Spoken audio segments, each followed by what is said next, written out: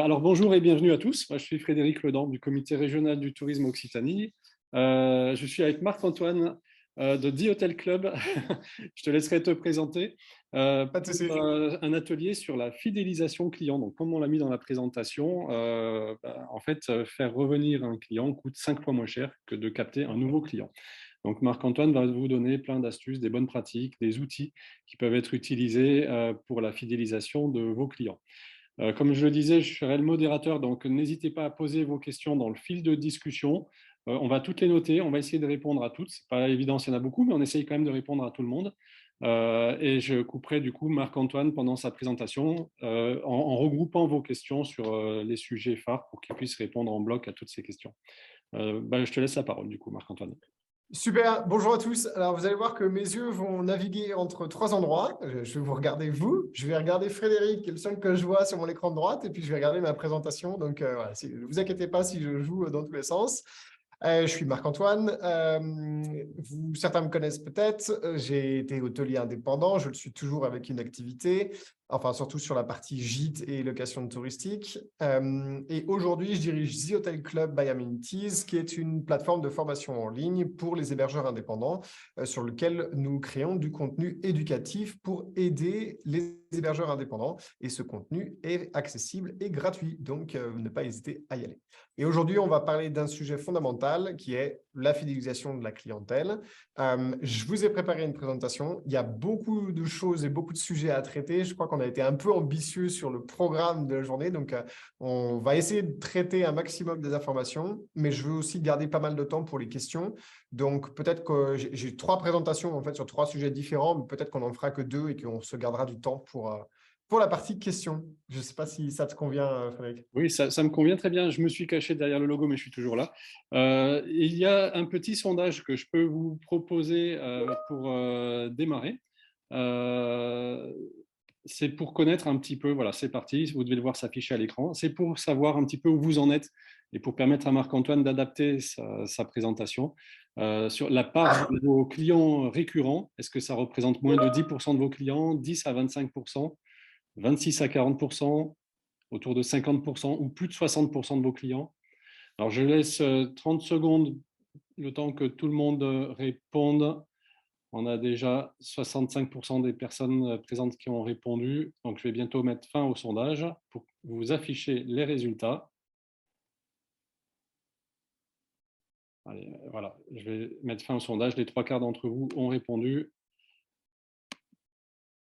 Je ne sais pas si vous le voyez à l'écran. Donc, Wow, moins de 10%, c'est majoritaire. Vache. Ok, bon, vous avez bien fait de venir alors, parce que quand je vois les résultats, ça veut dire ouais. qu'il y a du boulot là. J'ai une deuxième question de sondage que je peux aussi vous partager. Ce sera rapide si ça te va, Marc-Antoine. Allez, vas-y, vas-y, vas-y. Alors, je lance le deuxième. Voilà, donc là, c'est pour savoir votre action.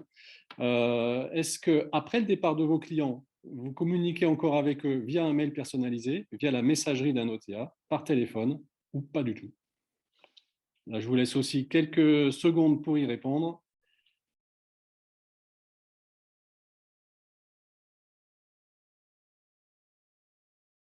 Voilà, vous êtes déjà 80% à avoir répondu. Alors, je vais mettre fin au sondage pour afficher les réponses. On partage les résultats. Email, ouais. Le mail pour oui, la Ouais. moitié, une bonne moitié d'entre Email et pas de vous. communication. Ouais. C'est à peu près ce à quoi je m'attendais. Voilà. Ok, très intéressant. Super. Et ben, je vais partager mon écran du coup, alors en essayant de ne pas faire de bêtises. Hop. Et je vous laisse me confirmer quand vous voyez mon écran. Ah, je vais le Oui, basculer pour moi, c'est ici. bon. Ouais, c'est bon pour tout le monde? Je te laisse me confirmer, Frédéric, parce que je ne vois plus les Oui. commentaires du coup. C'est bon, c'est bon. On voit ton écran. Ok, super. Bon, comme il y a beaucoup, beaucoup de choses à passer en revue, je ne vais pas perdre de temps. Je vais me glisser directement dans la présentation. Frédéric, s'il y a des questions, tu me le dis, surtout si c'est des questions qui ne peuvent pas attendre, entre guillemets. Et puis sinon, on suit le fil de la présentation. Ouais. Aujourd'hui, je vais vous parler d'un concept qui s'appelle le Cardex, ensuite de vos profils clients, de l'humain avant tout, et puis une petite conclusion sur cette présentation. Et puis après, on pourra basculer sur le deuxième sujet. Le Cardex, c'est quelque chose que beaucoup… c'est un serpent de mer de l'hôtellerie, en fait. Et peu de personnes savent vraiment ce que c'est. En fait, le Cardex, ça peut prendre plein de formes différentes, depuis à l'ancienne école, entre guillemets, un ledger, donc c'est-à-dire un livre littéralement dans lequel on écrivait des informations sur les clients, jusqu'à un fichier informatisé, que ce soit un Excel ou un logiciel spécialisé pour ça.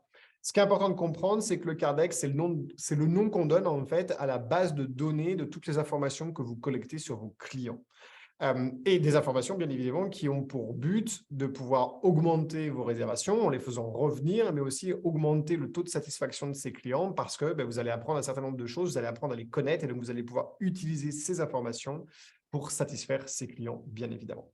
C'est un peu c'est la mémoire de l'hôtelier. Hein. C'est pour ça que j'ai mis cette slide-là, étant donné qu'on sait bien que notre mémoire, c'est notre talon d'Achille, à nous tous, hein, parce qu'on n'est pas infaillible à ce niveau-là et on court dans tous les sens, on a 1000 choses à gérer et donc il est impossible de se souvenir de tous les détails des milliers, voire centaines de milliers de clients qu'on reçoit au cours d'une carrière. Et donc, avoir quelque chose qui nous permet de nous aider, c'est ça, c'est le Cardex, quoi. Et je voudrais vous parler un petit peu de la mémoire, justement, avant de rentrer dans le dur du Cardex, parce que j'ai rencontré, alors j'ai fait du conseil, j'ai fait de la formation dans l'hôtellerie, et j'ai rencontré pas mal d'hôteliers qui me disaient non, non, mais moi c'est bon, je me souviens de tout. J'ai toujours très surpris quand on me dit ça, parce qu'en fait, notre cerveau il fonctionne avec un mécanisme très particulier qui est relativement simple. Plus vous allez avoir une information qui va revenir dans votre cerveau, plus il va y avoir ce qu'on appelle d'impression. Et donc, plus vous avez de chances que vous allez vous souvenir de cette information-là. Et il est évident qu'un client qui vient 3 fois par an, ça va être compliqué de se souvenir des détails de ce client-là, alors que s'il vient 1 fois par mois, ça va être de plus en plus facile, quoi.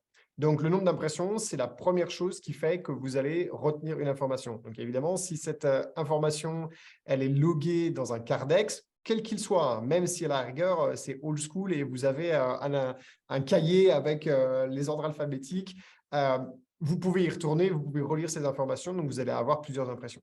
Après, il y a leur ancienneté. Plus une information est ancienne, plus notre cerveau va avoir tendance à l'enfouir au profit d'informations qui sont plus récentes. Donc, c'est pour ça qu'avoir une répétition de l'information et du coup du nombre d'impressions permet de mieux se souvenir de ça.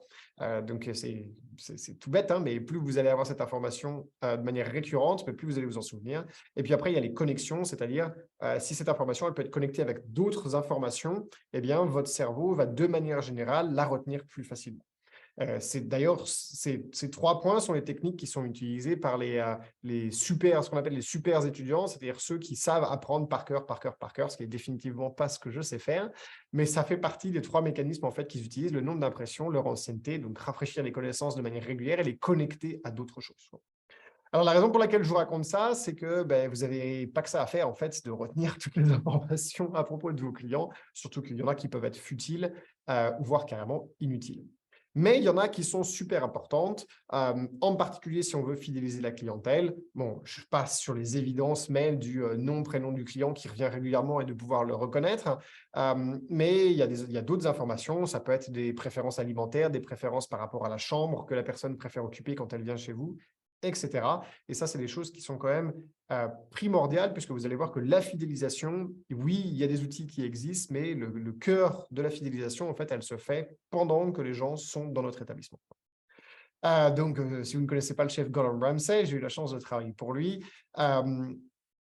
Voilà, une image d'illustration. Si on sait qu'un client prend tous les matins des œufs à la coque, ça va dans nos fiches, sur la fiche client, donc dans le Cardex, pour qu'à son prochain séjour, la cuisine soit informée et que quand il va au restaurant le matin, il n'ait pas à demander ses œufs à la coque. Quand il arrive dans le restaurant, le maître d'hôtel peut d'ores et déjà lui dire « Ah, vos œufs à la coque arrivent ». Voilà, ça, c'est vraiment de l'expérience client et ça permet de fidéliser la clientèle. Il y a une autre chose, c'est que les informations sur vos clients, c'est une mine d'or, hein, pour les fidéliser, non seulement pendant leur séjour, mais aussi avant, pendant et après, puisque vous allez pouvoir communiquer avec eux de manière très personnalisée. Si vous connaissez leur anniversaire, par exemple, si vous connaissez certains éléments de leur vie privée, semi-privé, vous allez pouvoir utiliser ces éléments-là. La nationalité, par exemple, est quelque chose qui est super intéressant dans votre Cardex. Si vous connaissez la nationalité de quelqu'un, à la fois pendant son séjour, vous allez pouvoir adapter son séjour, mais aussi peut-être qu'avant ou après, vous allez pouvoir envoyer un emailing à tous vos clients américains, par exemple, pour leur souhaiter un joyeux 4 juillet, qui est la fête nationale américaine, et évidemment pousser une offre commerciale pour qu'ils reviennent chez vous. Vous le savez, hein, pour Google, data is king. Donc, les données, c'est ce qu'il y a de plus important pour le moteur de recherche. Et nous, on fonctionne un peu comme un moteur de recherche, entre guillemets. C'est qu'on veut absolument avoir l'information la plus intéressante qui surpasse, entre guillemets, dans une fiche client quand un client arrive. Donc voilà ce que c'est qu'un Cardex. Ça peut prendre plein de formes. Il y a plein de PMS qui ont des fiches clients. Il y a plein de CRM, donc Customer Relationship Management, qui font ça également. Et puis après, il y a des logiciels spécialisés. Et puis, il y a Old School avec les bases de données beaucoup plus simples. Excel, bon, je ne vais quand même pas vous conseiller d'utiliser ça. C'est vraiment très old school. Mais ouais. Il n'y a pas de bonne ou de mauvaise manière. Il y a évidemment des manières beaucoup plus simples. Mais à partir du moment où vous avez un système et vous avez un process pour collecter de l'information client et pouvoir la consulter quand un client revient chez vous, bon, déjà, vous êtes sur la bonne lancée. Maintenant, j'aimerais vous parler un petit peu de vos profils clients parce qu'il y a tellement d'informations qu'on pourrait collecter. Le but du jeu, ce n'est pas non plus de tout mettre dans votre Cardex au point où, en fait, l'information est noyée et donc les éléments qui sont importants n'émergent plus puisqu'il y a tellement d'informations que l'information est tuée. Donc, il faut apprendre à faire le tri entre les choses qui sont vraiment intéressantes et qu'on peut utiliser pour fidéliser la clientèle et ce qui est futile et inutile. Donc, le premier critère, en fait, qu'il faut absolument connaître, c'est le critère de séjour. Est-ce que votre voyageur est venu pour affaires? Est-ce qu'il est venu pour tourisme? Est-ce qu'il est venu pour tourisme religieux? Bon, évidemment, si vous avez un hôtel à Lourdes, ça va être le cas dans 90% des réservations. Est-ce que c'est pour un événement familial, un salon professionnel, un séminaire d'entreprise, un concert, je ne sais pas. C'est super intéressant de connaître ces informations-là parce qu'en fonction de son but de séjour, vous n'allez pas personnaliser le séjour de la même manière. Il est évident qu'un client affaires ne va pas avoir les mêmes attentes que, par exemple, une famille qui vient pour un mariage. Et de la même manière, ça vous donne un indice sur la récurrence potentielle de la venue de ce client. J'explicite, si vous avez un client qui vient pour affaires, la probabilité qu'il revienne pour affaires est plus élevée que si ce sont des clients qui viennent pour un mariage et peu probable qu'ils aient un autre mariage dans le coin tout de suite. Par contre, il se peut qu'ils ne connaissent pas le coin et que du coup, vous ayez une opportunité de leur refaire réserver chez vous pour qu'ils découvrent la région et qu'ils explorent les alentours. Donc, voilà, pour illustrer la différence entre clientèle affaires et par exemple un couple d'amoureux, ça ne va pas avoir les mêmes besoins, vous n'allez pas fidéliser ces clients de la même manière, vous n'allez pas communiquer avec eux de la même manière. Ensuite, un basique, la nationalité. Je vous en ai parlé tout à l'heure avec les Américains, mais la nationalité, c'est évident. D'abord, pendant le séjour, si vous avez un client du Moyen-Orient, il ne va pas avoir les mêmes envies et les mêmes attentes qu'un bon Frenchie comme nous ou un plateau fromage saucisson pinard, ça nous va très bien comme apéro à l'arrivée. Donc, connaître la nationalité, c'est primordial. Ça va éviter de faire des faux pas. Et puis, ça peut permettre aussi derrière de communiquer correctement, à la fois en amont et en aval du séjour client, pour les fidéliser, pour les faire revenir. Et puis, tout simplement, pour ce nombre d'impressions, puisque ça fonctionne dans les deux sens, plus vous allez être régulièrement dans la mémoire de vos clients, plus vous avez de chances de faire en sorte qu'ils reviennent. Donc, exactement le même principe que pour le Cardex, où pour que nous souvenions de l'information, on a besoin d'un nombre d'impressions, qu'elles soient récentes et qu'elles soient connectées à d'autres choses. Il va falloir faire la même chose quand vous allez communiquer.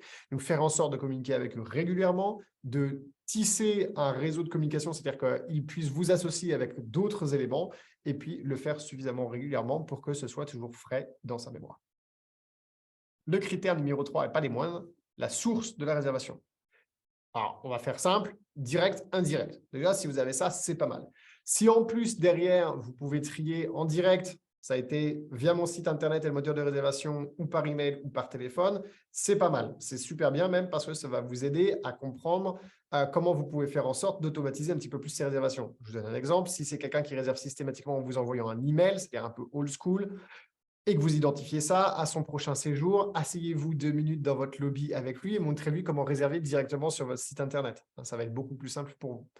Et puis après, il y a tout ce qui vient par les agences de voyage en ligne, les GDS, les agences de voyage classiques, etc. Ça aussi, c'est super important de les connaître pour pouvoir les convertir à la réservation directe et les sensibiliser.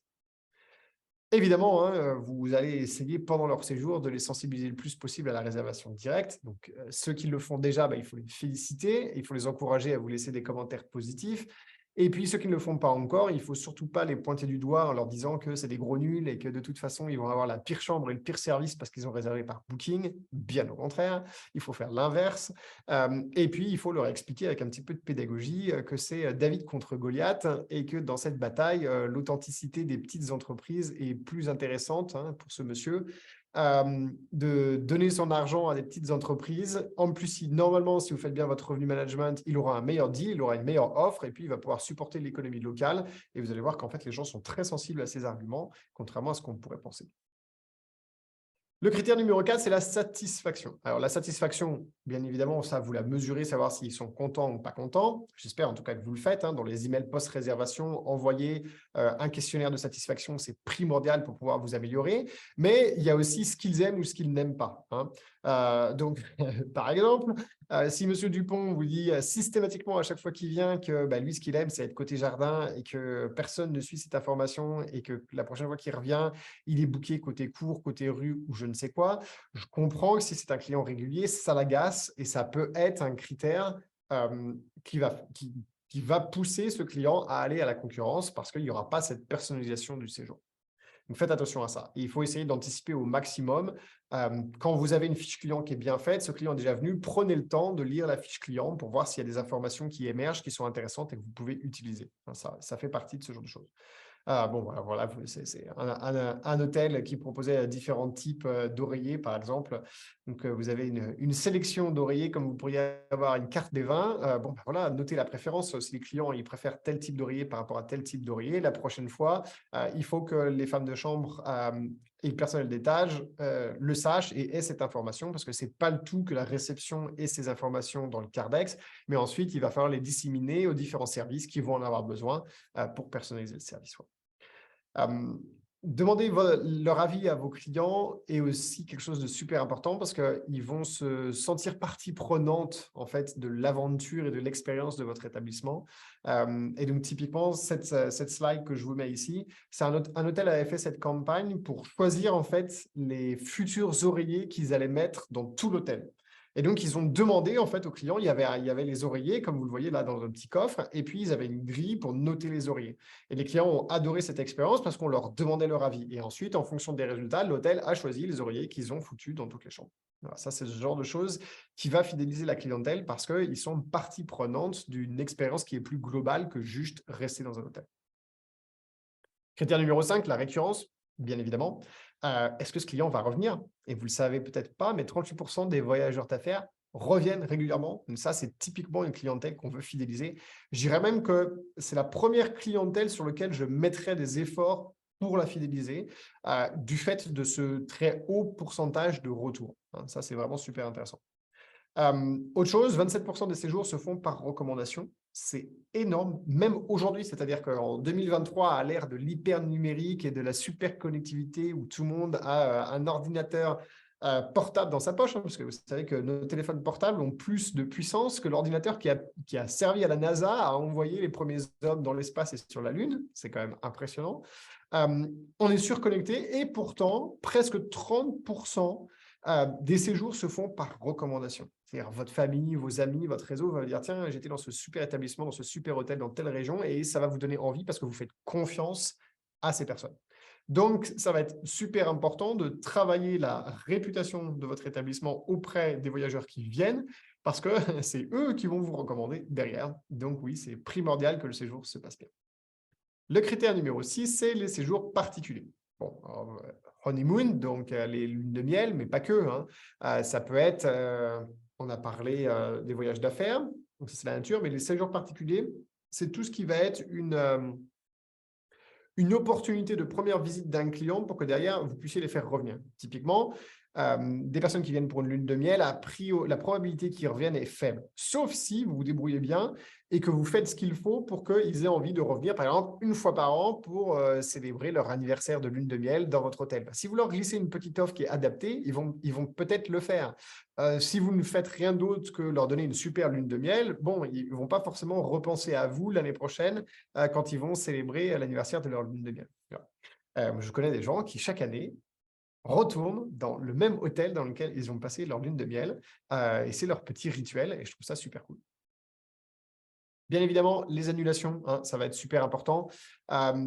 Si vous voyez qu'un client a un fort taux d'annulation par rapport à d'autres clients qui n'en ont pas, vous savez qui privilégier aussi, donc à prendre en considération. Le critère numéro 8, c'est le panier moyen. En moyenne, combien est-ce qu'il dépense chez vous? Je sais que ça paraît un petit peu bizarre. On devrait se dire, mais non, on doit donner le même service et le service parfait à tous les clients. Oui, mais on est quand même là pour générer des revenus. Donc, il est évident qu'un client qui, de manière générale, dépense plus, eh bien, on va avoir tendance à mettre un petit peu plus d'attention sur ce client-là que sur d'autres clients. C'est un petit peu cynique, mais c'est drôlement efficace pour augmenter les revenus. Ça marche de la même manière avec les nationalités, d'ailleurs, hein. Vous savez qu'il y a des nationalités qui dépensent plus que d'autres. Par exemple, les Américains et les Chinois dépensent plus que les Français et les Allemands. C'est de notoriété publique, donc ça, c'est des choses qu'il faut apprendre. Donc, si vous avez une clientèle américaine ou si vous n'avez pas de clientèle américaine, peut-être qu'il faut essayer de faire en sorte d'en avoir. Il y a des techniques pour ça. Et puis, si vous en avez une ou si vous avez réussi à en créer une, eh bien, voilà, faire en sorte d'avoir tous les upsells qui sont en place pour essayer d'augmenter le panier moyen et puis surtout de faire en sorte qu'il soit super satisfait. Voilà les critères. Alors, bien évidemment, vous aurez le replay avec toutes ces informations-là. Et puis, comme d'habitude, je donnerai à Frédéric les slides pour que vous puissiez en profiter. Donc, si vous n'avez pas eu le temps de prendre des petites notes, je sais que j'essaie d'aller un petit peu vite parce que je veux pouvoir répondre à vos questions à la fin. Ne vous inquiétez pas, vous pourrez relire ces slides et de toute façon, vous pourrez les retrouver aussi sur The Hotel Club. Marc-Antoine, on a Oui, deux questions qui sont arrivées, mais qui concernent plus l'acquisition d'une nouvelle clientèle.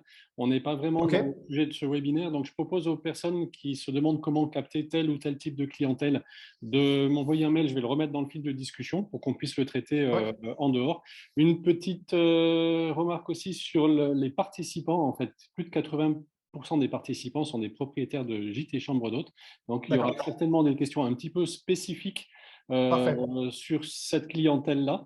Et n'hésitez pas donc à les poser dans le fil de discussion. Même si on ne répond pas tout de suite, on va noter toutes les questions. C'est parfait parce qu'en plus, sur les gîtes particulièrement, il est plus facile de fidéliser. Les chambres d'hôtes aussi. Il est de manière générale plus facile de fidéliser de la clientèle en gîte et chambre d'hôtes qu'en hôtel, en hôtellerie classique. Donc, c'est une bonne nouvelle s'il y a une majorité. Et dans la hiérarchie, il est d'autant plus facile pour les gîtes, en particulier les gîtes qui ont une assez forte capacité. Donc, on va pouvoir en parler. Et puis, pour les quelques clients qui ont posé une question sur comment faire l'acquisition d'un nouveau segment de clientèle, alors là, je vous invite vraiment à aller sur le site internet. Vous avez en bas des slides à droite le site internet, vous pouvez y aller. Il y a une formation dédiée sur la stratégie commerciale que vous pouvez aller voir qui vous explique ça en long, en large et en travers. Et en plus, si vous avez des questions, vous pouvez nous les poser directement et avec l'équipe Ziotech Club, on se fera un plaisir d'y répondre. Voilà. Et il y a des campings C'est aussi, bon, toi? nous signale Aurore. Hein. On n'oublie pas les autres, ne vous inquiétez pas. Non, non, non, mais bien sûr, bien sûr. De toute façon, de manière générale, ce qui fonctionne pour l'hôtellerie indépendante classique, par cascade, fonctionne aussi pour tous les autres types d'hébergements.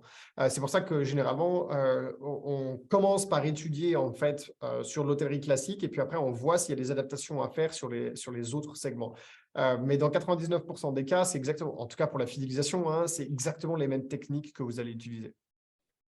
Alors, vous voyez mon petit podium, 1, 2, 3. Donc, les clients susceptibles de revenir, beaucoup de bouche à oreille et ceux qui peuvent nuire à votre réputation. Donc, ça, c'est le podium de qui vous devez vous soucier le plus pendant le séjour et en particulier upgrader, chouchouter, etc. Donc, les clients susceptibles de revenir, c'est une évidence parce qu'on est là pour les fidéliser.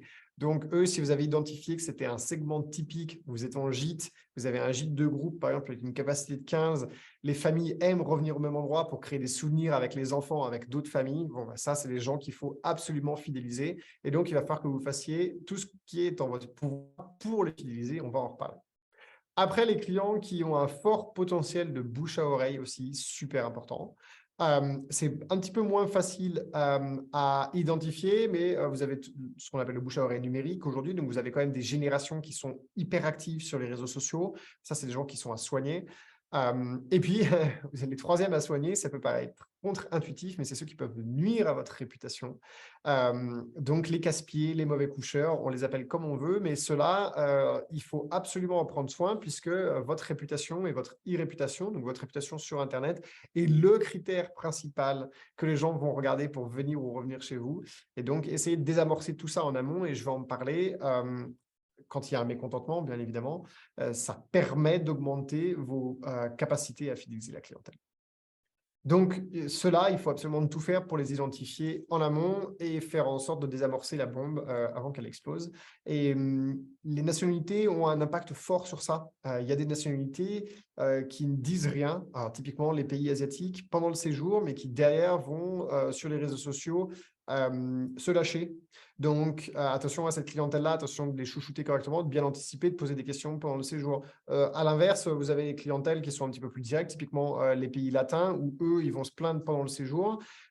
Et si vous ne réglez pas les problèmes pendant le séjour, derrière, ils vont vous assassiner, alors que si vous réglez les problèmes pendant le séjour et qu'en plus, vous leur donnez un sas de décompression pour qu'ils puissent vider leur sac avant qu'ils soient partis, ou en tout cas, même si c'est juste après, quelque chose qui ne soit pas sur les réseaux sociaux, par exemple, un email du directeur qui reconnaît le fait qu'il y a eu un souci et qui les invite à leur expliquer tout ce qui s'est passé pour que lui puisse faire le nécessaire, et ben, s'ils vident leur sac en vous envoyant un email, et ben, ils le feront beaucoup moins. La probabilité qu'ils le fassent derrière sur les réseaux sociaux va être très inférieure parce qu'ils vont avoir le sentiment d'avoir été écoutés, considérés, et ça, c'est super important.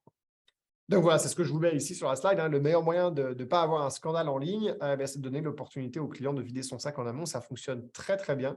Je l'ai pratiqué très souvent et très longtemps. Il vaut mieux que vous, un réceptionniste ou vous, propriétaire de maison d'hôte ou de gîte, vous preniez un orage de quelqu'un qui est très mécontent et que vous fassiez face à l'orage en physique, plutôt que de laisser passer ça un petit peu par lâcheté, entre guillemets, parce que c'est jamais des moments agréables. Et puis derrière, cet orage, vous allez le prendre sur la tête sur quelque chose qui est beaucoup plus difficile à contrôler. Par exemple, un avis sur Google, un avis sur Booking.com, un avis sur TripAdvisor. Voilà, ça, c'est des choses qui font vraiment très mal. Et derrière, c'est vraiment difficile de faire marche arrière sur ces avis-là. Donc, voilà, encore une fois, pour illustrer ça, parfois, il faut juste se taire, écouter, accepter, considérer et ravaler un petit peu sa fierté, prendre l'orage et puis attendre que ça passe. Faites tout ce que vous pouvez faire pour les distraire d'aller vider leur sac sur Internet. C'est vraiment la règle. Donc, une des choses, et puis on aura l'occasion d'en reparler puisque ça va être l'objet de la deuxième présentation, c'est qu'il y a tout un système qu'on peut mettre en place d'emailing pré- et post-réservation. Et dans les emailing post-réservation, vous pouvez avoir des emails qui sont spécifiques pour ces cas de figure. Quand vous avez eu quelqu'un qui a eu un problème, il y a eu un mécontentement, même si vous paraît léger, parce que parfois ça peut paraître léger pendant le séjour, et puis en fait, pour eux, c'était très important, mais nous, on n'a pas eu cette perception-là, on ne s'en est pas rendu compte. Eh bien, avoir le tact de leur envoyer quelque chose qui va leur permettre de vider leur sac, voire parfois même de vous avoir au téléphone pour vous dire les choses parce qu'eux, ils n'ont pas osé le faire en face à face, ça va éviter qu'ils le fassent sur les avis divers et variés, sur les plateformes d'avis divers et variés. Parlons de l'humain, puisque c'est le cœur de notre métier. Booking.com n'est pas un humain, comme vous le savez très bien, et ils ne peuvent pas créer cette connexion d'authenticité que nous pouvons créer avec nos clients. Donc, le critère numéro 1 de la fidélisation, ce n'est pas le Cardex, ce n'est pas la technique, ce n'est pas les emails, les SMS, les WhatsApp et tout ce que vous allez faire. C'est l'humain. C'est vous, votre équipe, qui allez être le critère numéro 1 de la fidélisation de vos clients. Et ça, il y a eu un nombre d'études pas possible sur la fidélisation, en particulier en milieu hôtelier. Il y a eu un nombre pas croyable d'applications, de cartes de fidélité virtuelles, etc., etc. J'en ai testé pas plein, mais quelques-unes. Et très sincèrement, rien ne remplace un service de qualité avec une interaction humaine de qualité. Ça commence par les trucs tout bêtes, comme le sourire, mais comme aussi bien former son personnel. On n'a pas idée à quel point en fait c'est relativement simple et compliqué à la fois. Donc rien n'est plus puissant que de créer cette connexion, et en particulier en maison d'hôtes et gîtes, mais aussi pour l'hôtellerie indépendante. En maison d'hôtes et gîtes, c'est beaucoup plus simple puisqu'ils viennent chez vous dans le cadre des maisons d'hôtes. En tant que gîte, vous allez les rencontrer. Dans l'hôtellerie indépendante, au moins à la réception ou la conciergerie, si vous en avez une, il va y avoir ce lien qui va se créer. Donc, c'est important de le créer. Parce que vous allez utiliser leur nom, vous allez utiliser leur prénom, vous allez connaître leurs habitudes, vous allez mettre en place tout ce dont on a parlé un petit peu avant pour créer ce lien. Et puis en plus, les gens n'aiment pas le changement de manière générale. On ne va pas se mentir.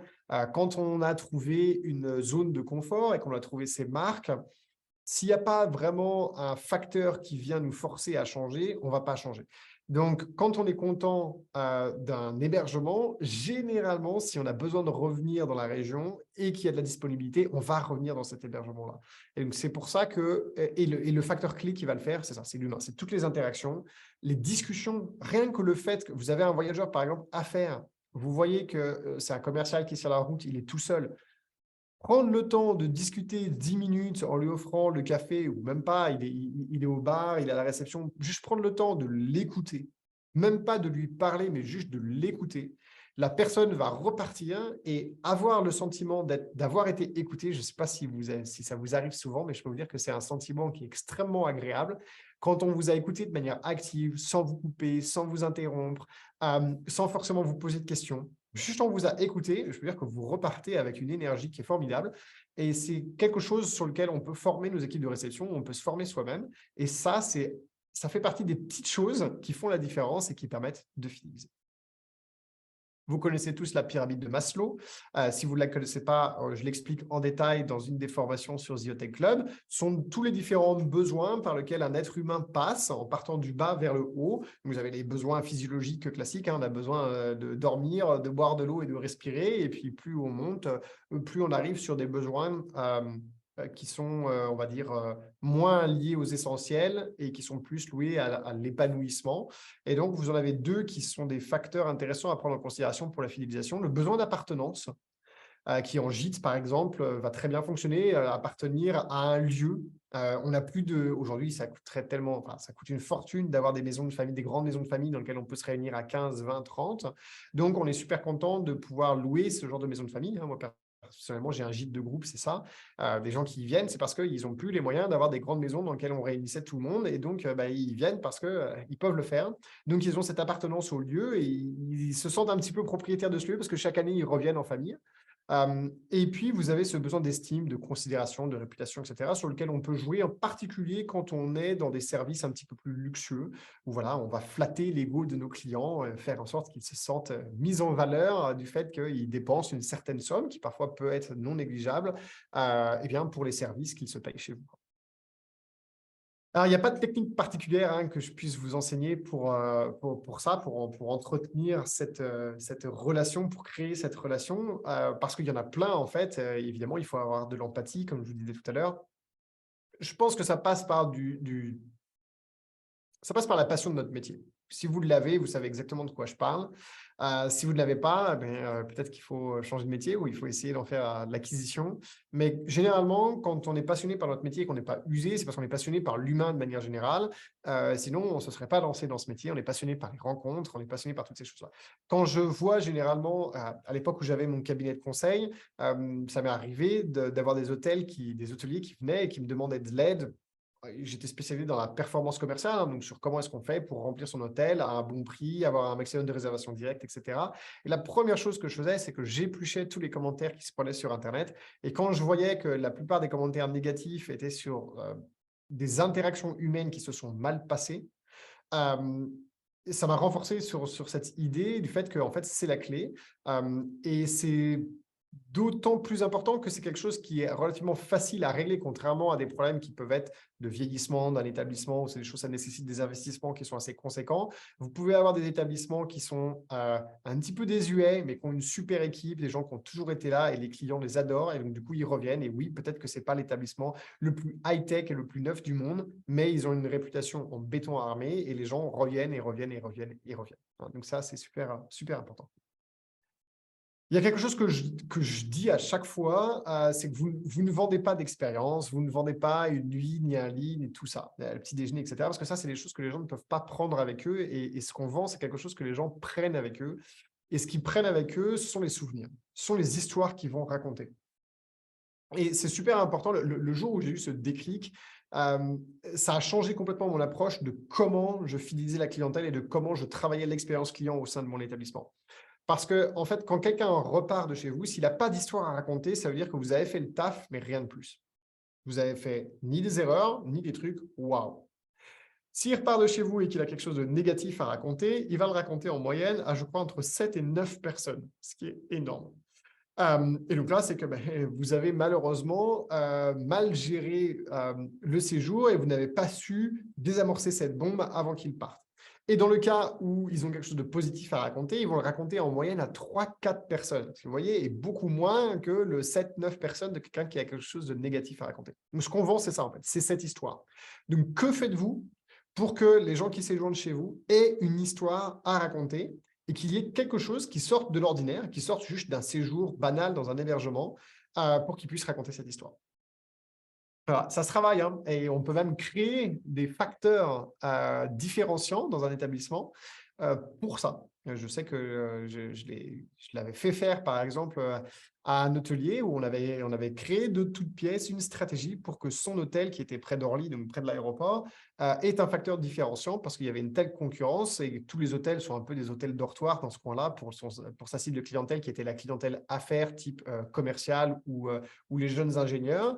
Et donc, trouver un facteur différenciant pour faire en sorte que son établissement fidélise la clientèle plutôt qu'un autre établissement, parce que vous savez que quand les gens ils atterrissent à Orly, un lit est un lit pour eux, hein. Là, pour le coup, fidéliser la clientèle sur ce genre de sur ce segment-là, c'est assez compliqué parce que c'est pas le patron d'entreprise de PME qui sillonne la France et qui aime s'arrêter dans la même maison d'hôte à chaque fois qu'il est dans le coin parce qu'il est tombé amoureux du lieu et des personnes. Non, là, c'est du gros volume et c'est de l'abattage. Donc, forcément, trouver un facteur différenciant, c'est compliqué. Et donc, parfois, il faut le créer. Voilà, ça c'est ce que je viens de vous dire, donc je ne vais pas me répéter. Et donc, donner à vos clients une raison de raconter une belle histoire. Voilà, hein. Quand ils seront partis de chez vous, qu'est-ce qu'ils vont raconter? Et les connexions humaines sont au cœur de toutes les belles histoires. Donc, c'est quelque chose que je vous encourage à créer. Voilà, rapide conclusion, comme ça après on peut prendre les questions et puis on peut passer sur les emails. Vous l'avez compris parce que je me suis beaucoup répété. Et la raison pour laquelle je me répète, vous le savez, puisque vous l'avez vu au début de cette présentation, c'est que le nombre d'impressions est très important pour que notre mémoire enregistre les choses. Donc, pour fidéliser vos clients, il faut les connaître, apprendre à les connaître et mettre en place des mécanismes pour ça. Hein, ça veut dire, par exemple, renseigner la fiche client dans votre PMS avec des informations qui vous semblent intéressantes pour les réutiliser plus tard. C'est un réflexe à prendre. Il faut former votre équipe à le faire. Et pour ça, il faut s'intéresser à vos clients. Donc, c'est le facteur humain dont on a parlé. Voilà pour moi. Je vais reprendre du coup le fil vidéo pour pouvoir vous voir. Ok, Te voir. je n'ai pas de questions dans le fil de discussion, donc je pense que tout le monde doit être d'accord avec ce que tu as dit.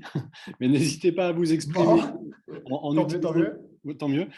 Vous avez, je ne l'ai peut-être pas assez bien expliqué, au bas de votre écran, vous avez ce bouton discuter. Vous avez ensuite un sélecteur, vous sélectionnez bien tout le monde pour qu'on puisse voir vos questions si jamais ce n'est pas sélectionné d'office.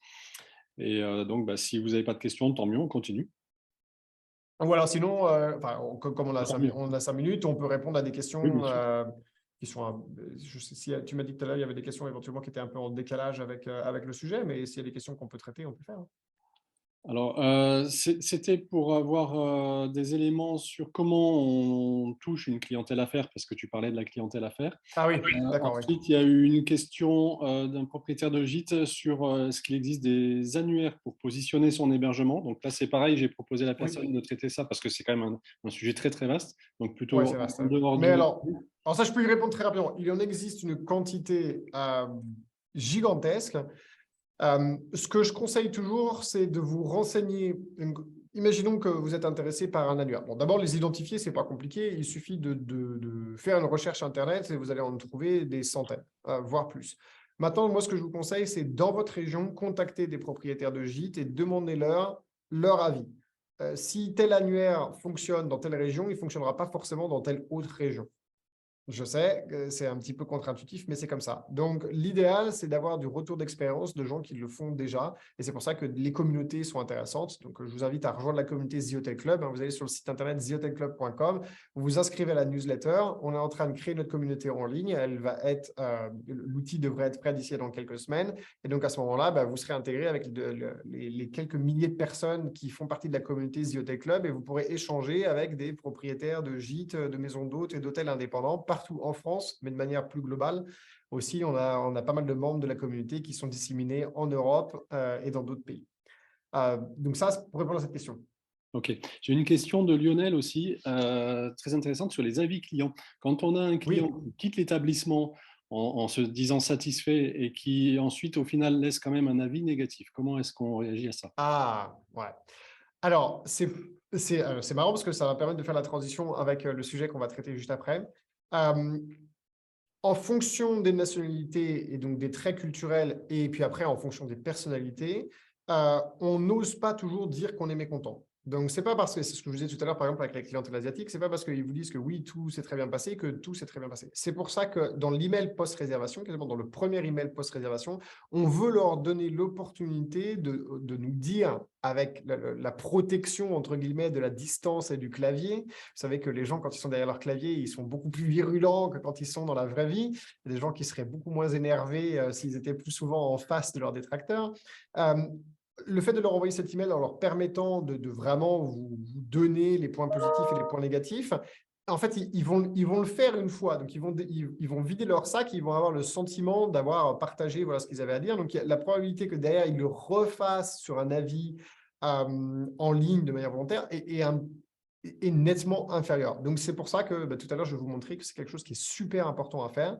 Ça permet de récolter les bons avis, ça permet de récolter les points d'amélioration. Il y a plein de choses parfois qu'on ignore parce qu'on ne se met pas dans les chaussures de nos clients. Et donc, ça va vous donner des idées sur comment améliorer vos services et puis ça va permettre de désamorcer certaines situations. Bon, malgré tout, ça ne fonctionne pas dans 100% des cas. Et ça, c'est un peu la nature humaine. Donc, d'où le fait, encore une fois, d'essayer de tisser un lien avec les gens parce que quand vous tissez un lien avec les gens, ils sont beaucoup plus à même de vous pardonner des erreurs. S'ils vous apprécient, puisque c'est le fond, en fait, quand je dis tisser des liens avec des gens, c'est faire en sorte qu'ils vous apprécient. Et pour ça veut dire que déjà, vous, il faut que vous les appréciez. Ou alors, il faut que vous soyez un très bon acteur et que vous fassiez semblant de les apprécier. Mais en tout cas, il faut qu'eux aient l'impression d'être appréciés. Ça va leur permettre de vous apprécier, vous. Et puis, c'est la base de tous les échanges humains. Quand on apprécie quelqu'un, on va être beaucoup plus enclin à lui dire ce qu'il peut améliorer de manière privée et le féliciter de manière publique que l'inverse. Donc, c'est vraiment la clé. Merci. Je n'ai pas d'autres questions pour le moment dans le fil de discussion. Allez, on va partir sur les emails pré- et post-réservation. Tu vois, j'essaie d'aller vite, mais je ne veux pas bâcler non plus, donc je veux pouvoir répondre à tous, mais j'essaie d'aller vite pour qu'on puisse couvrir tout ça. Alors, attends, que je retrouve. Hop, share screen. Allez, c'est parti. Donc, là. OK. Les emails pré- et post-réservation. Donc, on va voir quoi? Les emails pré et les emails post, vous allez voir, c'est relativement simple. Alors, en petite introduction, il est super important de comprendre que les emails pré et post-réservation, ce n'est pas quelque chose qu'on envoie manuellement. Sauf si vraiment vous avez un très faible volume de réservation. Mais non, c'est quelque chose qu'on automatise. Donc, pour ça, il faut des outils. Il y en a plein qui existent. Vous avez des outils comme par exemple Sendinblue ou Mailchimp, qui sont vraiment des outils d'automatisation d'emailing que vous pouvez utiliser. J'ai cité ces deux-là, mais il y en a plein d'autres.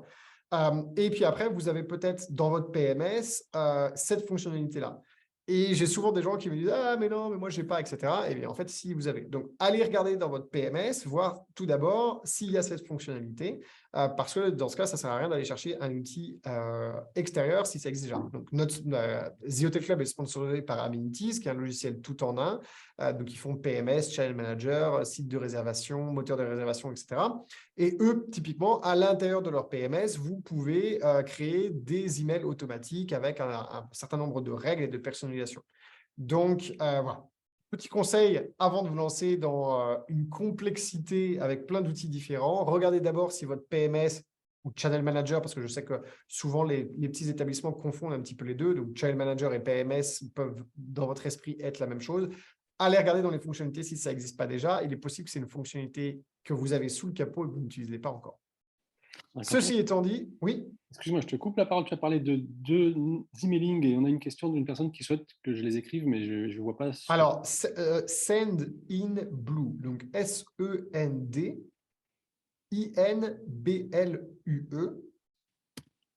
Traduction de l'anglais au français, ça veut dire envoyer dans le bleu, par exemple, Sendinblue.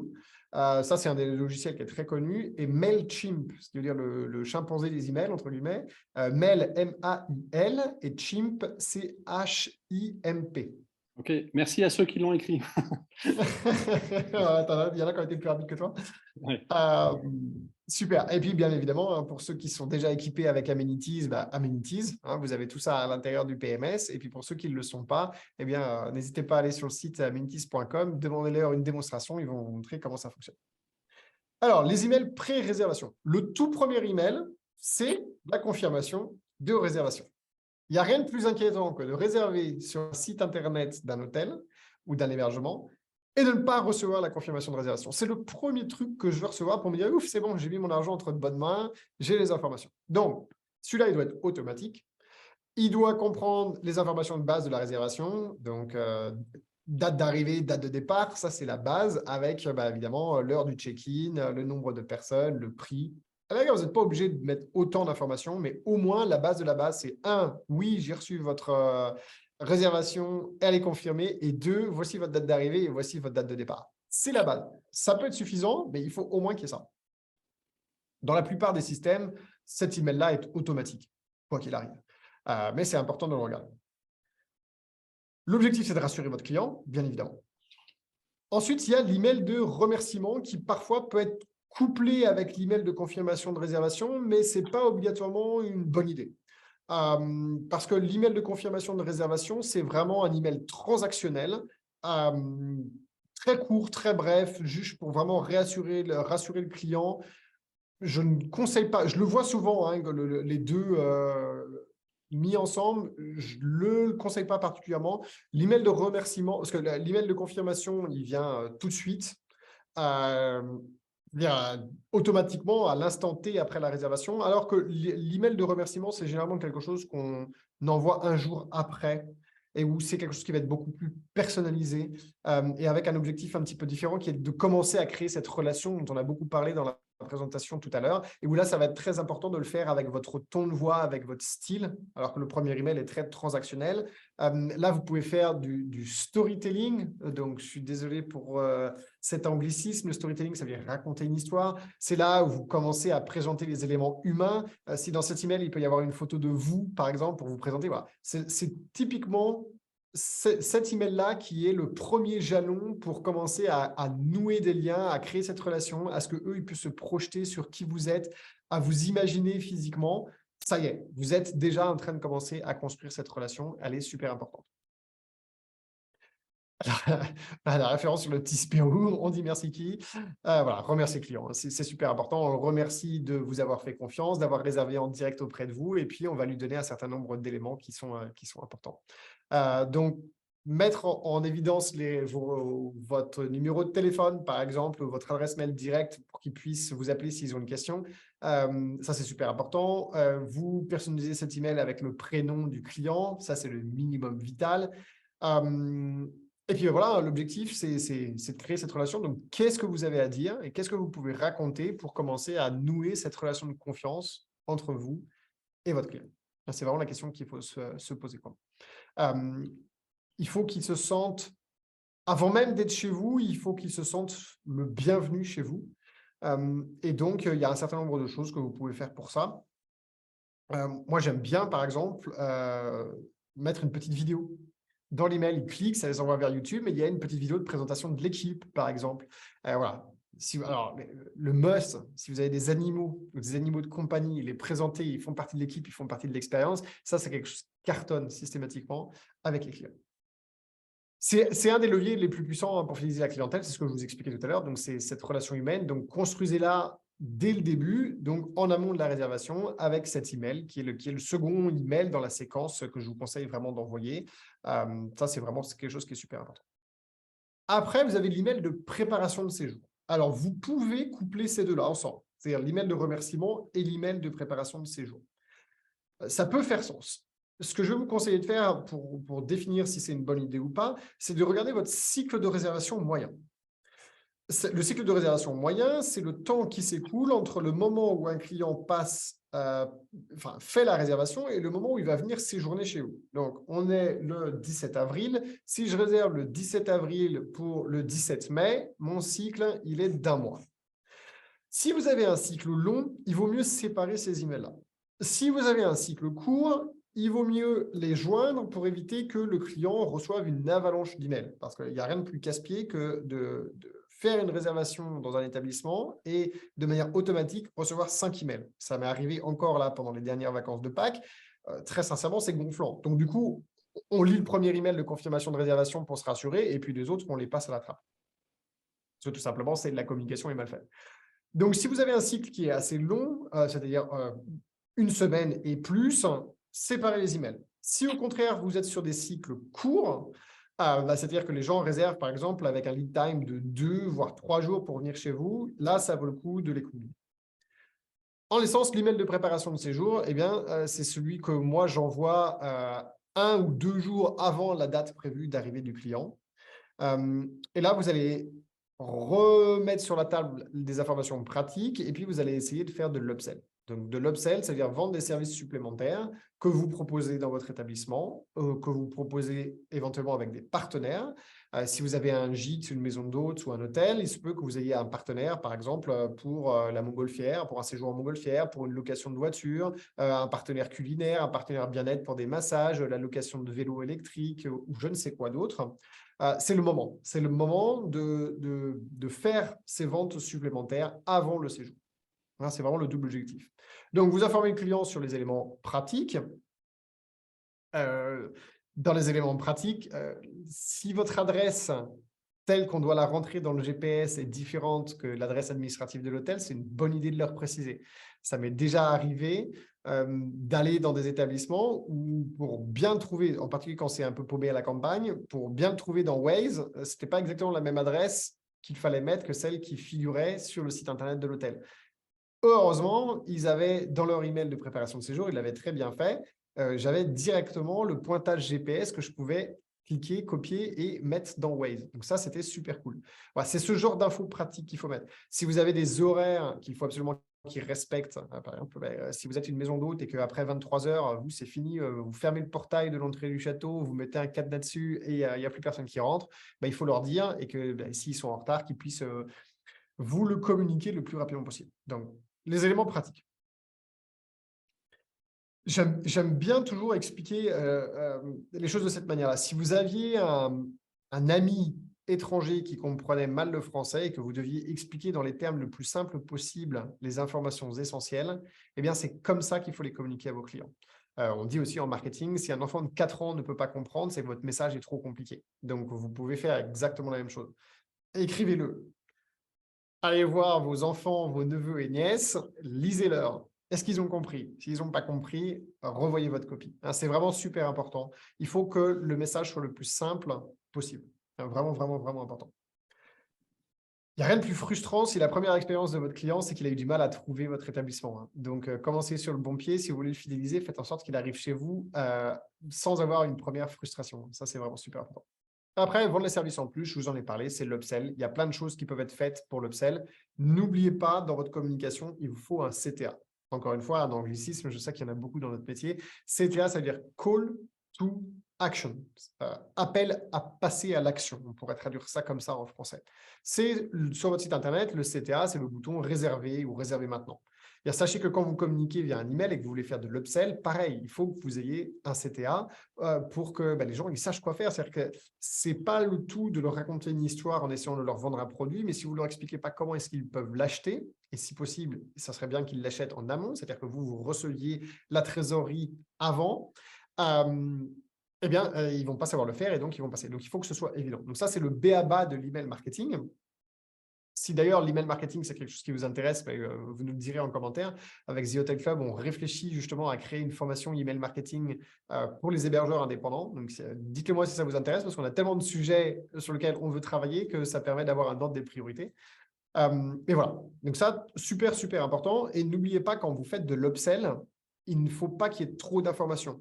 Essayez de segmenter ce que vous voulez upseller. Parce que si vous essayez de faire 5 upsells différents dans le même email, la probabilité que vous fassiez mouche est beaucoup plus faible que si vous ciblez avec un seul upsell qui est bien fait, avec un bon storytelling et qui correspond au segment de clients qui séjournent chez vous pendant cette période. C'est vraiment super important ça. Voilà pour les emails pré-réservation. Je ne sais pas s'il y a des questions, Frédéric, auxquelles tu veux qu'on réponde. Je crois que tu as en bonne partie répondu à la question de Marine qui disait comment faire pour que les clients lisent entièrement le mail ou mieux faire passer les infos parce qu'elle passe beaucoup Ouais. de temps, dit-elle, au téléphone à donner les infos qu'elle avait déjà mis dans le mail. Oui, alors ça, je serais très curieux de voir les emails que vous envoyez, Marine. À brûle pour point, j'aurais tendance à dire ils sont potentiellement trop longs, vos emails. Euh, ça peut être un élément. C'est pour ça que souvent, on fait une séquence d'emails et on ne met pas tout trop dans un email parce que les gens sont des feignants. Je suis désolé, c'est comme ça, c'est la réalité. Vous, comme moi, nous sommes programmés en tant qu'être humain pour être des feignasses. Le moins on en fait, le mieux on se porte. C'est pour ça qu'on a fait évoluer notre civilisation avec tout plein d'outils qui nous permettent de faire tout plein de choses sans avoir à bouger le petit doigt. On est par nature à la recherche du moindre effort. Vos clients ne font pas exception, c'est exactement la même chose. Donc, s'ils reçoivent un email, n'oubliez pas que la plupart du temps, ça va être consulté sur un téléphone.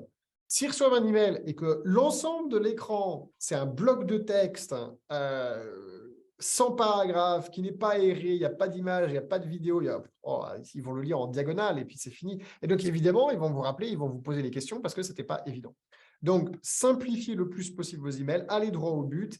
Si vous pouvez utiliser des infographies, utiliser la vidéo, voilà, toutes ces choses-là permettent de communiquer des informations de manière beaucoup plus efficace qu'un long paragraphe à l'ancienne. On a une question de Patricia, chambre d'hôte dans le joli village de Montarnot à côté de Montpellier. Faut-il envoyer un mail pour expliquer les conditions de vente à ses clients? Les conditions de vente. Alors, logiquement, non, parce que les emails, les emails pré- et post-séjour sont des emails qui interviennent une fois que la personne a réservé. Or, légalement, les conditions de vente, ils doivent les avoir lues et acceptées avant d'avoir réservé. Donc, j'ai tendance à vous dire non. Alors, sauf bien évidemment, si vous recevez une réservation par email, la personne vous envoie un email ou alors vous avez un formulaire de contact sur votre site internet. Et alors là, je vais vous taper sur les doigts parce qu'on n'est plus au XXe siècle. Donc, il vous faut un moteur de réservation intégré dans votre site internet pour collecter les réservations de manière automatique et automatiser les emails pré- et post-réservation. Et si vous n'en avez pas, encore une fois, je vous invite à aller faire un tour sur le site internet de notre sponsor Amenities et qui vous montre un petit peu comment tout ça fonctionne. Mais si vous êtes dans ce cas de figure, si vous avez vous recevez des demandes de réservation par email et vous recevez des demandes de réservation éventuellement par un formulaire sur votre site internet, oui, dans ce cas-là, ça vaut le coup de leur donner des conditions parce que légalement, vous êtes obligé de le faire. Sur un site internet, tout ça, c'est, vous savez, ils cochent la petite case j'accepte. Est-ce qu'ils lisent toutes les informations? Non. Mais vous êtes protégé légalement parce qu'ils ont accepté, ils ont fait la réservation. C'est aussi pour ça que si vous avez par exemple des conditions d'annulation et de remboursement qui sont spécifiques, dans l'email de confirmation de réservation, ça peut faire partie des informations basiques à rappeler. Merci pour votre réservation. Rappel du tarif, non annulable, non remboursable. Comme ça, ils ne peuvent pas dire qu'ils ne savent pas. Donc, ça va dépendre du cas de figure. Oui, si je comprends le cas de Patricia, elle a un acompte qui est payé à la réservation et ensuite la deuxième partie du paiement se fait probablement D'accord. Donc, ça, avant c'est d'arriver. Et les clients sont parfois étonnés parce qu'ils n'ont pas eu le temps de voir ça dans les conditions. D'accord. Donc ça, c'est typique. Donc, je pense que Patricia, vous êtes propriétaire d'un gîte, parce que ça, c'est typique de la location des gîtes. Donc oui, là, c'est quelque chose. Si vous avez régulièrement des clients qui vous disent, ah ben, je ne savais pas, c'est que quelque part, cette information, elle doit être explicitée. Un, sur votre site Internet, c'est une évidence, parce que c'est le premier endroit où cette information devrait être explicitée, c'est sur votre site Internet. Et deux, éventuellement, sur un email juste avant de prendre la réservation et juste après. Ouais. Alors, je vois pas d'autres questions pour l'instant dans le fil de discussion. Ok, super. Eh bien, écoute, on est bien en termes de temps, donc on va pouvoir continuer sur les emails post-réservation. Les emails post-réservation, ils sont, je ne sais pas s'ils sont plus importants que les emails pré-réservation, mais alors, ça va être difficile de dire, mais ils sont très, très, très importants. Donc, on va parler du premier, l'email de feedback. Feedback, encore une fois, je sais, je fais plein d'anglicismes. Vous pouvez me jeter des pierres si vous voulez. C'est vraiment l'email pour recevoir les retours d'expérience de vos clients, prendre la température, et ça, c'est vraiment à envoyer le lendemain de leur départ. Super important. Alors, Moi, j'ai testé, ça va dépendre de votre établissement en fait. J'ai déjà testé le jour de leur départ, ça fonctionnait beaucoup moins bien que le lendemain, je pense pour une raison simple, c'est que les gens rentrent, ils voyagent, ils ont des trajets à faire et donc ils ne sont pas disponibles pour le faire. Donc, ce qui a le mieux performé, c'était le lendemain. Et j'ai aussi essayé un petit peu plus tard, mais c'était trop tard et on récupérait déjà les avis en ligne. Et donc, c'était trop tard pour désamorcer éventuellement une bombe. Donc, le lendemain, c'est ce qui a le mieux fonctionné pour moi, mais à vous de tester. Il se peut qu'en fonction de la nature de votre établissement, ce n'est pas forcément ce qui fonctionne le mieux. Mais ça, celui-là, il est essentiel. Donc, l'objectif, c'est la protection de votre réputation en ligne. C'est votre objectif numéro un.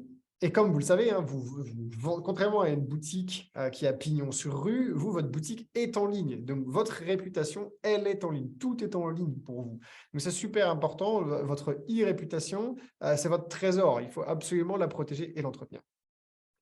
Scénario 1, on en a parlé tout à l'heure, avis positif, vous l'utilisez pour booster votre réputation sur les réseaux sociaux. Parfait. Scénario 2, avis négatif, vous désamorcez ça tout de suite, hein, le plus rapidement possible. Donc, téléphone, le truc le plus efficace, téléphone. Vous recevez un avis négatif dans votre questionnaire post-séjour. Le premier truc que vous faites, l'écoute. Je vous en ai parlé tout à l'heure. Laissez-le vider son sac et il n'y a rien de mieux que si c'est au téléphone. Parce qu'une fois qu'il va avoir bien râlé un bon coup, il va se sentir beaucoup mieux. Et après, vous allez pouvoir lui poser la question, OK, y a-t-il des points positifs et des choses qui se sont bien passées? Et là, il va se rappeler des choses qui sont positives. Parce qu'il ne faut pas oublier qu'un séjour parfait peut être gâché par un détail qui a de l'importance pour un client. C'est très vexant pour nous parce qu'on peut avoir fait un sans faute sur presque tout et malheureusement avoir un client qui repart très vexé et très déçu, voire très en colère pour un détail. Et très souvent, ce n'est pas le problème en lui-même qui va faire qu'il n'est pas content, c'est la gestion du problème. Il y avait eu une étude qui avait été faite, je ne me souviens plus, je crois que c'était Cloudbeds, qui est un logiciel. Ils avaient fait une étude là-dessus où ils montraient que les avis négatifs sont très souvent liés à des problématiques qui ont été maltraitées, pas à des problématiques en elles-mêmes. Alors que vous avez des avis qui sont positifs, qui parlent d'un problème en disant « mais ils ont été extraordinaires, ils ont réglé le problème, etc. » Donc, ils en parlent, mais ils expliquent aussi comment ça a été réglé et auquel cas, ça a participé à la satisfaction du client. En soi, rater certaines choses dans le séjour d'un client, ça arrive, ça arrivera toujours, c'est pas grave. Tout dépend de comment vous traitez le problème. Et ça m'est arrivé de lire des réponses d'hôteliers, par exemple, à des avis en ligne, où très clairement, c'était évident qu'ils avaient mal géré le problème. Et ils continuaient de mal le gérer dans leur e-réputation en répondant à un avis, en étant eux-mêmes agressifs, vindicatifs, etc. C'est l'inverse de ce qu'il faut faire.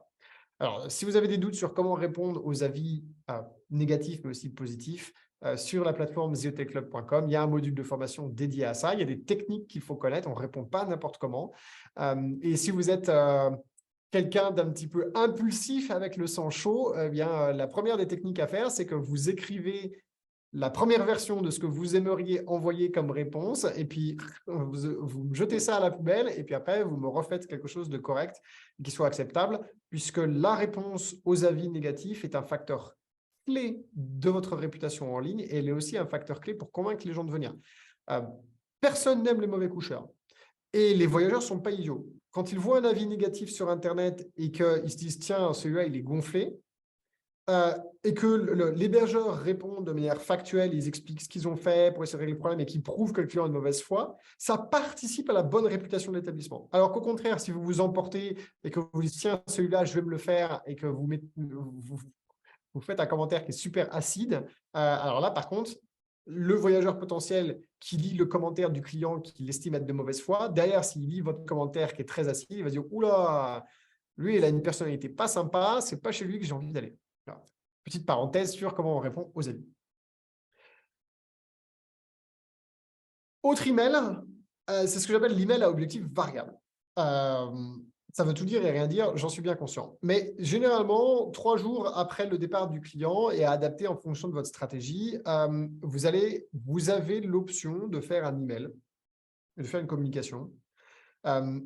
Où vous pouvez soit choisir de faire de l'upsell, soit vous pouvez choisir de booster votre e-réputation en faisant une demande de commentaires sur, par exemple, votre page Facebook ou votre page Google My Business. Je vous donne un exemple. Partagez avec votre client un code de promotion pour son prochain séjour. Ça, c'est un upsell. Donc, en particulier, si vous avez identifié que ce client-là, c'est un client à faire et qu'il est susceptible de revenir, bon, parfait. Votre objectif, c'est de le fidéliser. Voilà. Il y a plein d'objectifs différents. Ça peut être juste de partager un élément de son séjour pour que vous fassiez une impression de plus. Et imaginons par exemple que vous avez pris une photo sympa, ou que régulièrement vous le faites. Bon, ça peut faire partie des choses. Ça peut aussi être de demander à votre client de parler de vous, par exemple avec un programme de parrainage, si vous en avez mis un en place. Votre objectif étant d'utiliser la satisfaction de ce client pour faire l'acquisition de nouveaux clients. Vous le savez. Quand quelqu'un est content, il va parler à 3 ou 4 clients potentiels autour de lui, alors que s'il n'est pas content, 7 ou 9. Donc, voilà, ça peut être intéressant d'essayer d'exploiter ce réseau. Hein. Si chacun de vos clients parle positivement de vous à 3 ou 4 connaissances, petit à petit, vous allez voir que ça devient exponentiel et vous allez pouvoir augmenter de manière assez significative le nombre de réservations qui viennent en direct par le bouche à oreille. Et vous vous souvenez tout à l'heure, hein, le pourcentage des gens qui viennent par bouche à oreille, c'est 27%, donc c'est presque 30%, c'est énorme. Donc, si on peut le démultiplier, ce pourcentage, c'est-à-dire le faire passer de 27 à 37 et 47%, eh bien, il faut le faire. Et donc, cet email-là peut servir à ça. Demandez l'avis des clients, je vous en ai parlé, donc booster votre e-réputation, offrir un service annexe, hein, typiquement. Alors, moi, c'est quelque chose que j'ai pratiqué.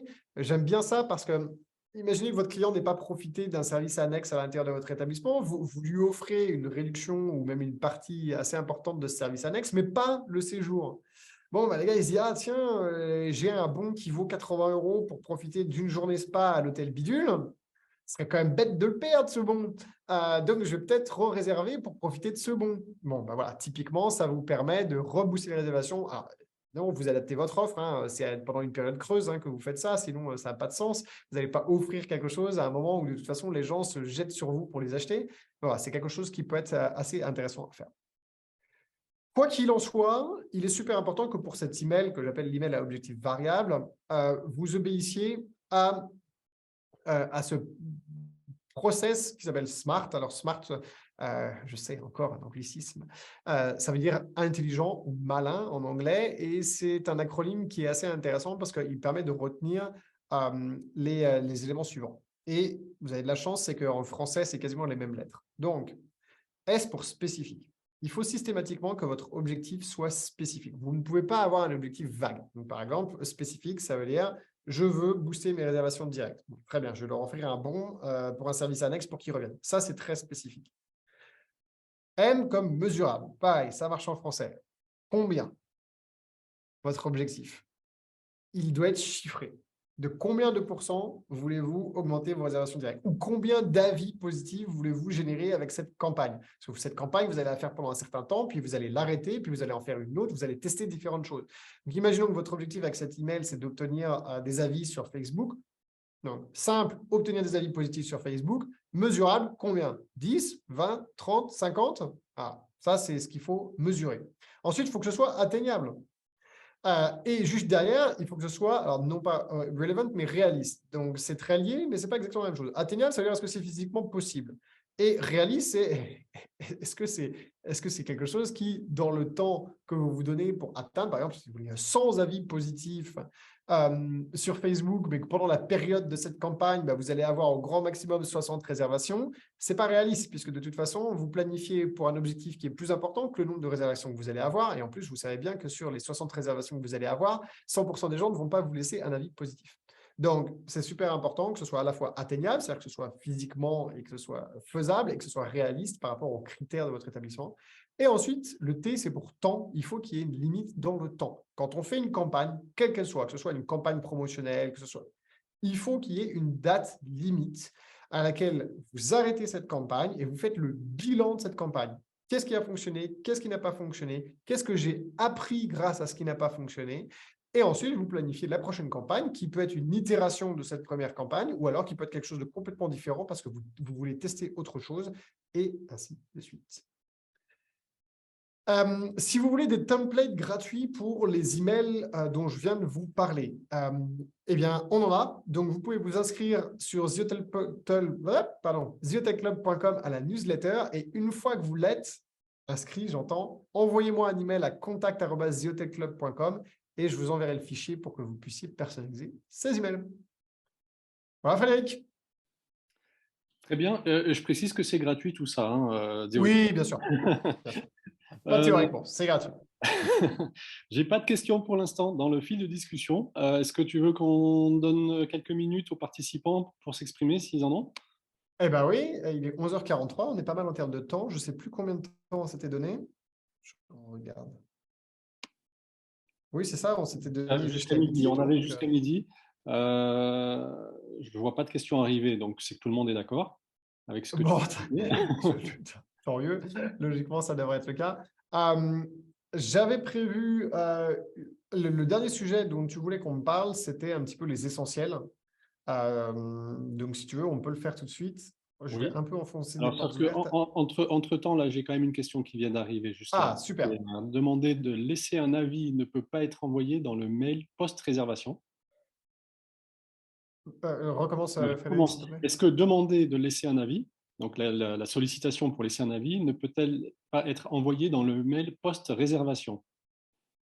Alors, l'email post-réservation, c'est celui que votre client va recevoir juste après qu'il ait réservé chez vous. Il n'a pas encore séjourné chez vous. Donc, c'est difficile. Je vais regarder la caméra plus haut. C'est difficile de lui demander de laisser un avis alors qu'il n'a pas encore passé le séjour chez vous. Oui. Alors, le mail post-réservation, oui, effectivement. Ah oui, il y a deux choses différentes. Il y a l'email post-réservation, il y a l'email post-séjour. Donc, Oui. généralement, on parle des emails pré-séjour et post-séjour. Dans les emails pré-séjour, il y a l'email post-réservation. La personne a réservé, on envoie un email. Et après, il y a l'email post-séjour où là, en effet, dès le premier email, si vous voulez, vous pouvez tester de demander tout de suite l'avis, bien sûr. Oui, Mais vous ne pouvez pas lui demander un avis avant qu'il soit venu chez vous, hein, ça va être compliqué. c'est évident. Et on avait... Alors, pardon, non, non, c'est évident. Oui et non. Vous pouvez leur demander l'avis, mais pas sur leur séjour. Si, par exemple, vous êtes à la recherche d'améliorer le parcours client sur votre site Internet, vous pouvez leur demander, est-ce que c'était facile de réserver chez nous? Qu'est-ce qu'on peut améliorer? Ça, vous pouvez. Ce n'est pas lié au séjour, mais ça peut vous aider à améliorer le parcours client, le moteur des réservations, le nombre de clics, l'expérience, etc. Ça, vous pouvez tout à fait. Donc, petite parenthèse, ça peut être utile quand même dans certains cas. Donc, alors, en fait, voilà, ce participant voulait bien dire post-séjour, hein, il l'a précisé. Et Bien puis, sûr, bah oui, oui, oui, c'est de Virginie aussi, qui nous demande si c'est une bonne idée de faire flasher un QR code lors du départ pour avoir un avis sur Instagram. bien sûr. Bien sûr. Alors là, tout ce qui peut être efficace et utile, il faut le faire. Moi, par exemple, il y a quelque chose que j'avais fait dans mon hôtel, c'était il y a quelques années à l'époque. Quelqu'un qui me harcèle au téléphone, c'est pas grave, il attendra. On laissait une tablette à disposition dans notre lobby et près du bar, et on avait tout un processus où si les gens nous faisaient un témoignage vidéo avec la tablette quelque part dans l'établissement, on leur offrait l'apéro au bar.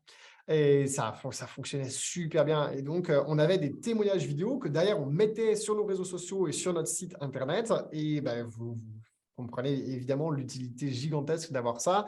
Ça permettait de montrer différents endroits de l'établissement, ça permettait de montrer des clients et ça a cartonné, quoi.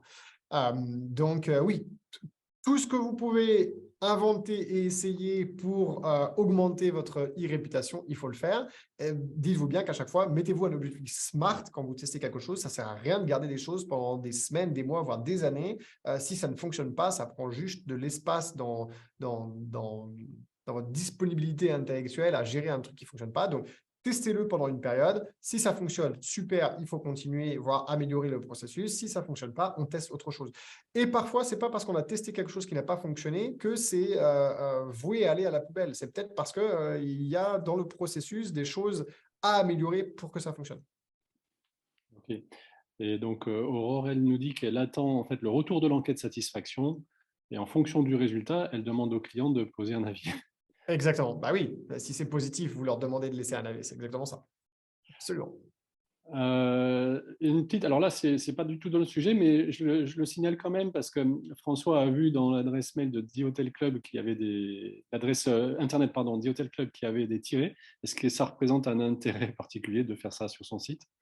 Ah, c'est une excellente question. Alors là, ça n'a rien à voir en effet. On va parler plutôt site web et site internet. Tout dépend de la complexité de votre nom de domaine. Donc, le nom de domaine, c'est ce qu'il y a www.monétablissement.com. Si c'est simple à écrire et à lire sans mettre de trait d'union, pas de souci.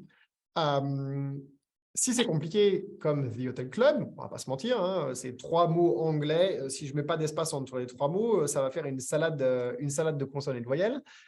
Donc, c'est vraiment lié à la lisibilité et du coup, pour vous, à l'effet billboard. Donc, l'effet billboard, pour faire très rapidement, si vous ne savez pas ce que c'est, le parcours client typique des OTA, c'est que 60% des clients qui vont sur les OTA font une pré-recherche sur les OTA, mais ensuite font une recherche sur Google des établissements qu'ils ont présélectionnés parce qu'ils veulent voir plus d'informations sur l'établissement en question et éventuellement, ils sont aussi à la recherche du meilleur tarif.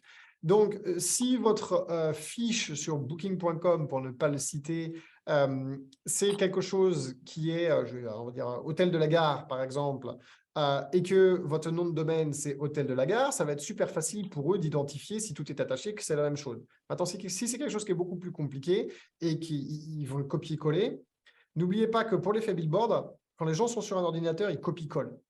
Quand ils sont sur un téléphone, ils le tapent.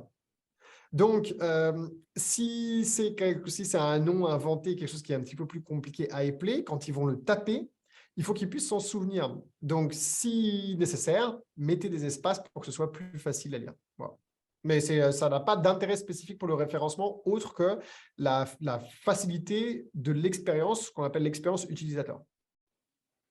Ok. Alors, je reviens sur la gestion des enquêtes, satisfaction des avis clients. On a Loli qui nous dit qu'elle utilise un formulaire papier et se demande si c'est encore efficace. Waouh, ça fait très longtemps que je n'ai pas vu ça. C'est à vous de répondre à cette question. Est-ce que c'est efficace? Est-ce que vous recevez des avis positifs? Si c'était… Alors, le problème, c'est que l'avis papier, vous allez avoir du mal derrière à l'utiliser pour votre e-réputation. La problématique que j'ai avec ça, c'est que peut-être que beaucoup de personnes vous laissent des avis sur le papier, par exemple sur un livre d'or. Mais ce que consultent les gens aujourd'hui pour réserver en ligne, ce sont les avis Google. Ce sont, si c'est une réservation qui est passée par Booking, les avis Booking et dans une moindre mesure en France, les avis TripAdvisor. Or, vous pouvez difficilement convertir ces avis papier en avis digitaux qui sont laissés par vos clients. Donc, avoir un livre d'or, c'est très sympa, mais ça ne sert à rien pour l'e-réputation. Donc, j'aurais tendance à dire que si je devais faire un choix aujourd'hui, j'abandonnerais le papier et je mettrais tout sur le digital pour augmenter ma e-réputation. Et Antonia qui nous demande si on a un exemple d'enquête de satisfaction. Alors, c'est une super idée. D'ailleurs, je pense qu'on va mettre ça sur le site Ouais. du CRT. Mais j'en ai une, si vous suivez ce que je vous ai dit, c'est-à-dire que vous inscrivez à la newsletter The Hotel Club et puis vous m'envoyez un email à contact@thehotelclub.com, je vous enverrai ça, tout est dans le même fichier. Et Patricia nous demande quelle est la meilleure façon d'envoyer l'enquête de satisfaction sur le mail post-séjour. Est-ce que c'est avec un tableau Excel, par exemple? Oh, grand Dieu, non. Pardon. Non, non, non. Aujourd'hui, vous avez des logiciels en ligne gratuits pour faire des questionnaires de satisfaction. Par exemple, Google Form, Form. C'est gratuit, vous pouvez l'utiliser et ça permet de faire des questionnaires en ligne. Les gens y répondent et puis vous, ça vous permet de collecter toutes les informations directement. Donc, non, non, utilisez un petit logiciel en ligne. Dans la formation sur The Hotel Club, parce qu'il y a une formation sur la fidélisation de la clientèle, vous allez retrouver beaucoup du contenu que je vous ai partagé aujourd'hui.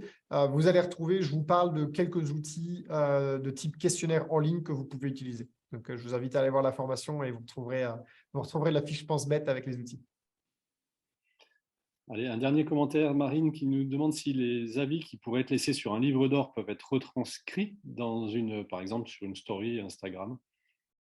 Alors, c'est une très bonne idée, mais ça n'aidera pas votre e-réputation dans le sens vraiment e-réputation du terme. Pourquoi? Parce que Instagram, comme vous le savez, c'est quelque chose qui est chronologique et ce n'est pas ce que les gens regardent pour la e-réputation. Ce qu'ils vont regarder, ce sont les avis Google. Alors, les avis Google ont pris une dimension très importante et la progression a été exponentielle ces derniers mois et années. Google a énormément investi pour un petit peu gratter la place de TripAdvisor et ils ont réussi. Donc, c'est là où les avis vont être le plus importants, avec bien évidemment sur les plateformes comme Booking.com, Expedia, Airbnb, etc. Et ensuite, à l'intérieur de votre site Internet. Donc ça, très bien pour à l'intérieur de votre site Internet. Si vous prenez des photos, vous scannez votre livre d'or, c'est toujours mieux que de ne pas avoir d'avis. C'est pas... Ce qui fonctionne le mieux, ce sont les vidéos. Aujourd'hui, la vidéo, c'est le média qui fonctionne le mieux et de très loin. Donc, si vous pouvez faire en sorte que les gens vous laissent des avis vidéo, comme la petite technique que je vous ai expliquée tout à l'heure, parfait. C'est de loin ce qui fonctionne le mieux. Mais voilà, sur votre site Internet, tout à fait, vous pouvez avoir des scans de votre livre d'or, c'est très bien. OK, pas d'autres questions pour l'instant. Pas d'autres questions. 53. Bon, on ne va pas avoir le temps pour la dernière slide, enfin pour la dernière présentation, parce qu'elle est un peu plus longue que le temps imparti qui nous reste. Mais pour faire simple, n'oubliez pas les essentiels. C'est le cœur de notre métier. Donc, on a parlé de l'humain, mais il y a aussi toutes les autres petites choses. Un petit déjeuner, ça doit être bon, avec des produits locaux, frais. Une chambre, ça doit être propre. Enfin, vous voyez, c'est tous les trucs. C'est pour ça que je vous disais que j'enfoncerais des portes ouvertes, mais parfois, on oublie ça. Alors, je vais vous donner le meilleur conseil qu'on m'a donné quand j'étais un très jeune hôtelier et que j'ai suivi et que j'ai toujours suivi après. Il faut absolument vous mettre dans la peau de vos clients. Et pour ça, il faut dormir à la place de vos clients, réserver à la place de vos clients. En fait, il faut que vous fassiez tout le parcours de l'expérience client à leur place. Réservez sur votre site Internet pour voir comment est le processus de réservation. Faites-le sur un téléphone portable. Vous allez peut-être vous rendre compte que, tiens, il y a un bouton, il est tellement petit, je ne peux pas appuyer dessus.